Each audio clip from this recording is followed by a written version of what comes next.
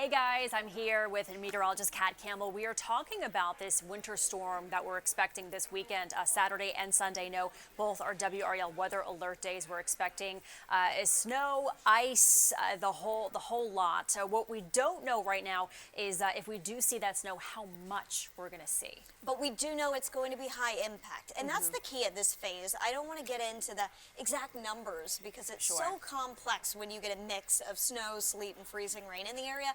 What's important is to tell people it's not going to be safe to travel, especially late Saturday into Sunday and potentially into next week as well. People need to start preparing now, and a lot of times, you know, we can be a bit more vague at this stage, but we really have high confidence in this threat from the winter storm this weekend, and that's why we're moving ahead with it. We're telling people to get ready. We are confident that this is going to be a pretty big deal in our area, and we invite you to watch here on YouTube. We're going to kind of do this casually and, you know, ask some questions, let us know what you want to know about the winter storm as well. Yes, and one thing that me and other anchors as well and reporters are asking, and it's interesting because usually when we're forecasting these types of things, is you wait until you get as close as you can to really get those precise predictions. But you guys are really confident. It's Tuesday. The storm is not getting here till Saturday afternoon, and you guys are already saying, hey, this is going to be pretty significant. Yes, and let me explain why. We're not just making that call out of a guess. So I'm going to show you some graphics here that are going to help explain why. It is the setup. The overall setup is what you want for a big one in North Carolina. High pressure is located in a good spot. It's strong. It's going to push in the cold air, and it's going to keep pushing in cold air. It also will get the cold air here before the moisture ever arrives. For a good snow or a good winter storm in general in North Carolina, the cold air has to get here before the moisture. Check on that with this upcoming winter storm. And that southern storm track is significant as well. While we've got the cold air in place first with this round, this storm track and the way the jet stream is going to set up, it's going to feed in a lot of moisture from the Gulf. I mean, when you even think about vacationing during the summer months or a lot of months of the year, think of how humid it is in New Orleans, along the Gulf Coast, how warm, how humid it is. I lived in Florida, I know.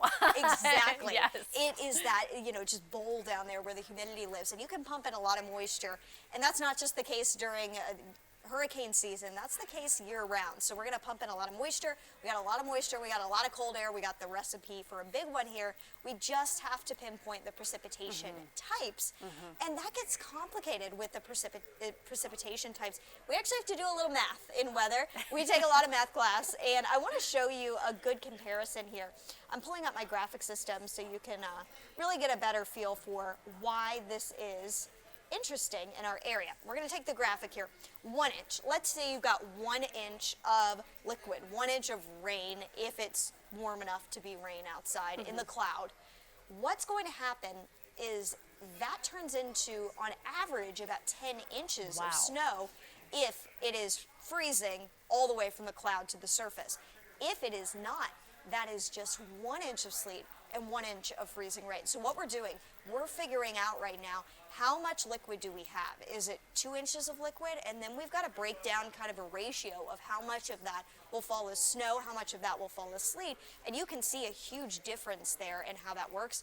And while this will likely be a big snow in parts of our viewing area, we're not buying those huge numbers that are getting thrown around from one model on the internet or an iPhone app, because the iPhone app is just seeing how much liquid is falling, and it's got a really hard time of telling whether or not it's going to fall as snow or freezing rain or sleet. It can't see those mid-levels of the atmosphere as well as we can, so it does a lot of overestimating. Regardless, it's going to be a big deal this weekend. Make sure you've got some backup plans. And make sure you have the WRAL weather app as well. You have that in the palm of your hand. You guys send alerts to that, everything up to the minute, what everybody needs to know. I know, I think a big question for people watching this is, you know, somebody says, hey, I live in Durham. What are my chances compared to somebody that might live down in Fayetteville? Well, you know, we actually did just create our first handmade map of the winter storm. So let me show that to you. What happens with all of our snow maps that you see on WRAL and the precipitation type maps like this? These aren't raw model data. Mike Mays and myself this evening worked together to collaborate and put this together. Elizabeth with her team in the morning will also work to update this each day. The snow is more likely, an all-snow event toward the Triad, of course the mountains, Boone, and over toward Roxborough, maybe Rocky Mount, and in northern Wake County. Areas like Wake Forest, Durham, maybe Chapel Hill, but from Raleigh down to Fayetteville, that's where we've got more ice mixing in with the snow. I'm not saying that there won't be enough snow around Wake County for kids to be able to go out and play with it, but there may still be some sleet mixed in with that, and then south of Fayetteville, it may be more of a sleet and freezing rain mix, and nobody wants ice. That's the problem here.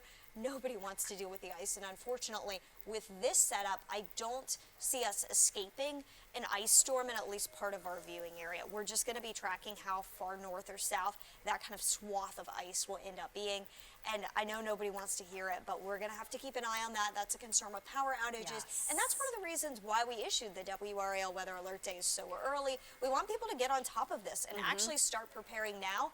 I'll be totally honest with you, I was working last night with you until midnight. I have not run to the grocery store yet to prepare for this.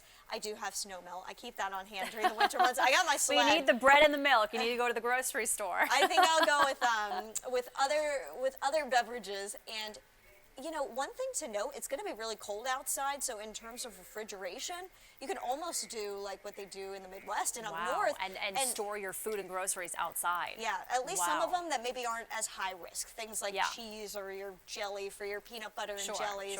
Certain things like that. But, I mean, I guess if you've got to find a positive there, that may help with some of the food, but definitely not with people staying safe. If we have power outages and we're looking at single-digit, potentially low temperatures next week. That's dangerous. That can really be dangerous. So that is why we're really trying to get people prepared as early as we can with this event. Things will change. We're going to fine-tune this forecast, so please stay tuned with us throughout the week as we get those questions answered. Really nail down the details, but we are gearing up for a very busy weekend. So anything on your mind, you know, just like as you prepare for the weekend as well? I mean, like I was saying earlier, I just think it's incredible how you guys are so sure this far out that this is going to be some sort of system, whether that's going to be ice, whether that's going to be snow, whether it's going to be freezing rain, or everything that I just mentioned all together. It's amazing how you know that something is headed our way. This is classic. This is in our textbooks, basically, how to get snow in North Carolina. The author of our textbook is from North Carolina. So shout out to Dr. Gary Lackman at NC State. But I mean, in all seriousness, this is the textbook southern winter storm setup. And we definitely have you covered. Duke Energy also aware, obviously, of everything that's going on. A quarter of an inch of ice, that's all it takes to take down some power lines. So this is something that we're going to be watching very closely. You guys are following it very closely. Make sure you have the WRAL News app. Make sure you have the WRAL Weather app. You can always watch us here on YouTube or wherever you get your streaming services. Like and subscribe. Like and subscribe. One more thing, just before we let you go, things that are going to happen over the next 48 hours. The system is over the ocean right now. It's going to be moving over land here pretty soon, and as soon as that is over land on the West Coast, we get weather balloon data that goes into that system. All the airports across the country are measuring all that information, and all that data goes into our weather models, and we get a more accurate forecast. So we're looking forward to that. Yes, and if you have flights, speaking of airports, make sure you check them this weekend. I know you were supposed to go somewhere this weekend. Doesn't look like that's happening anymore. I don't think that's going to be happening. We'll see how it goes. Yes. Thanks, Michelle. Thanks, Kat.